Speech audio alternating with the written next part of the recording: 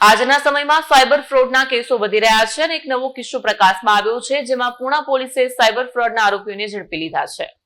આજના સમયમાં સાયબર ફ્રોડના કેસો વધી રહ્યા છે અને એક નવો કિસ્સો પ્રકાશમાં આવ્યો છે, જેમાં પૂણા પોલીસે સાયબર ફ્રોડના આરોપીઓને ઝડપી લીધા છે। આ કેસમાં ચિંતાજનક વાત એ છે કે આરોપીઓએ મોબાઈલ ફોનની અજાણી લિંક મારફતે હેક કરીને બેંક એકાઉન્ટમાંથી ₹28,000ની રકમ ચોરી કરી હતી।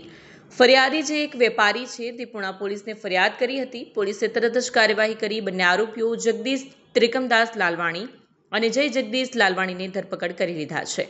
આરોપીઓએ જે બેંક ખાતા ઉપયોગમાં લીધા હતા તે NCCCRP પોર્ટલ પર ચેક કરતા તેમાં કુલ 69 કમ્પ્લેન્ટ્સ નોંધાયેલી હતી, જે સાયબર ફ્રોડના કિસ્સાઓની એક મોટી સંખ્યાને દર્શાવે છે। પૂણા પોલીસે તાત્કાલિક પગલાં લઈ આરોપીઓની ધરપકડ કરવામાં સફળતા પામી છે, જેનાથી સુરતના વેપારીઓમાં એક સારો સંદેશ પ્રસારિત થયો છે। આ રીતે સાયબર ફ્રોડને રોકવા માટે હવે વધુ સજાગતા અને સાવધાની રાખવી મહત્વપૂર્ણ બની ગઈ છે। Bureau report, Satya TV news, Surat.